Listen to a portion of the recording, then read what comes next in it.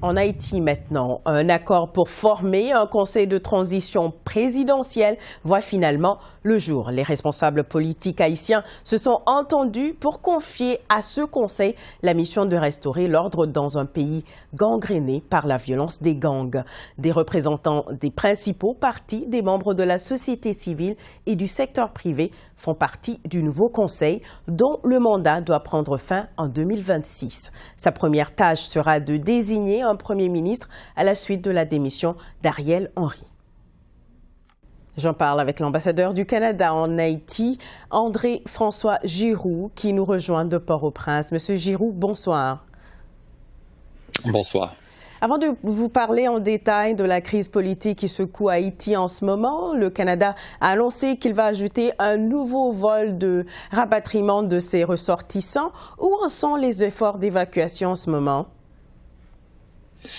Disons que nous avions prévu que celui de dimanche était pour être le dernier, mais compte tenu de la forte demande, on s'est ajusté et on a décidé d'ajouter un vol pour demain.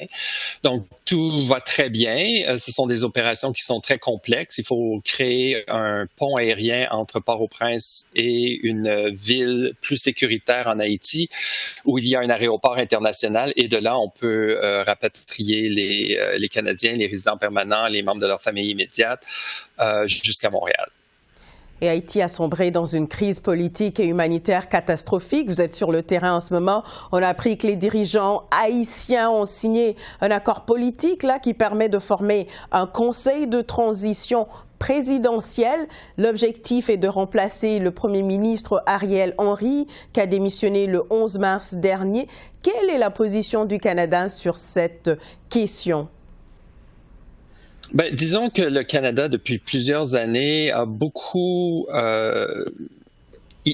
poussé pour une solution haïtienne pour les Haïtiens. Donc, notre point de vue, ça a toujours été, il faut que ce soit les forces vives d'Haïti qui arrivent à ces solutions. Et ce qu'on a vu le 11 mars dernier, c'est effectivement cela.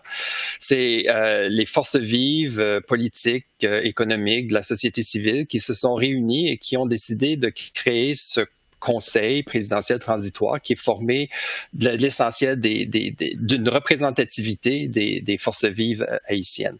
Évidemment, rien n'est simple. On parle ici d'un mariage de raison. Donc, on parle de gens qui vont, pour la plupart, briguer les élections les uns contre les autres. Donc, de s'entendre sur les petits détails de leur mission et de leur mode d'opération, c'est une tâche complexe. Mais ce qu'on voit maintenant, c'est le cumul de tous ces efforts qui va prendre place bientôt, on espère, dans les jours à venir.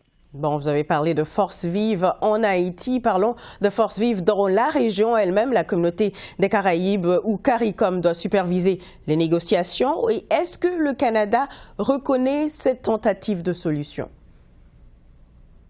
Oui, tout à fait. En fait, vous vous rappellerez qu'en octobre dernier, le premier ministre Trudeau a accueilli les leaders de la CARICOM, de la communauté des Caraïbes, à Ottawa pour un sommet Canada-CARICOM.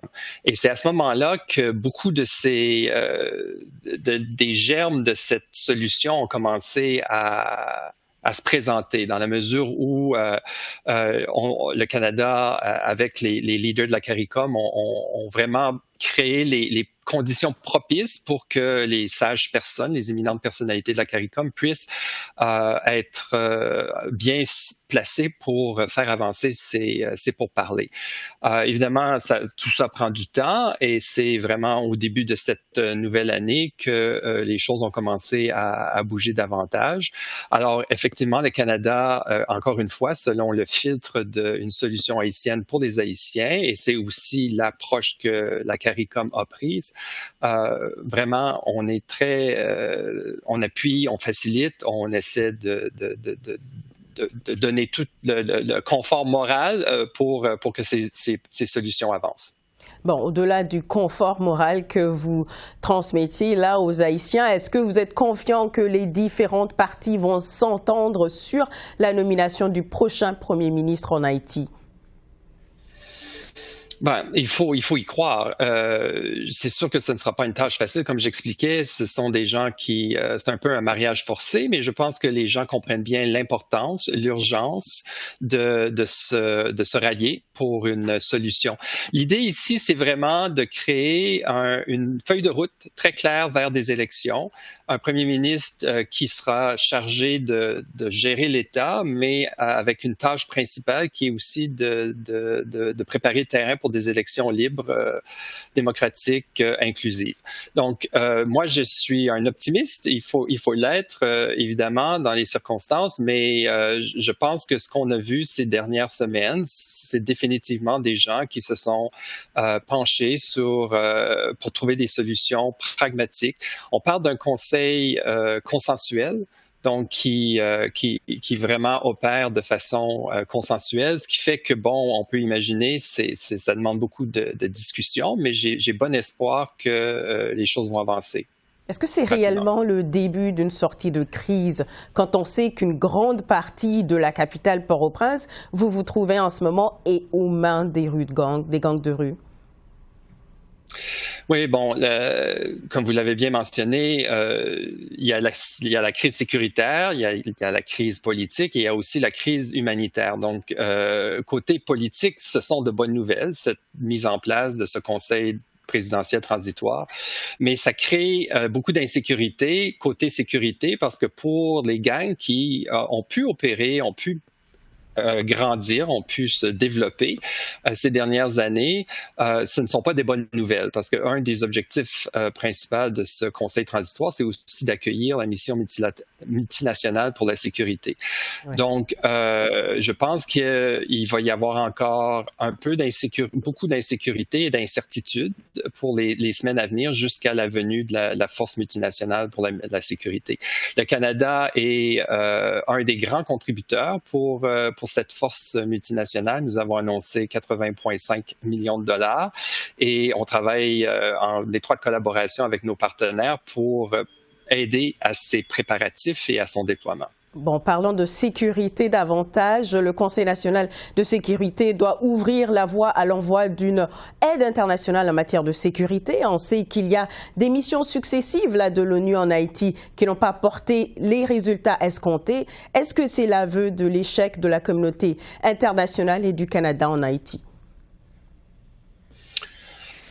Je regarde l'avenir et ce que je peux vous dire, c'est qu'on a beaucoup appris des leçons du passé, ce qui a beaucoup informé aussi la position canadienne, une solution haïtienne pour les Haïtiens. Et ce que le Canada s'avère à faire ces dernières années, c'est vraiment de renforcer la police nationale haïtienne parce qu'on veut une force multinationale est nécessaire, mais elle ne doit pas être un remplacement à la police nationale haïtienne. Elle doit être un complément, un appui.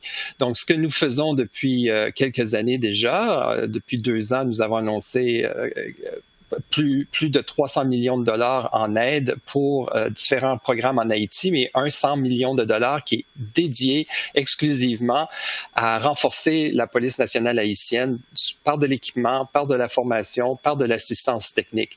Donc, ce que nous essayons vraiment de faire, c'est apprendre du passé, de nous assurer que la police nationale haïtienne a les moyens de faire son travail.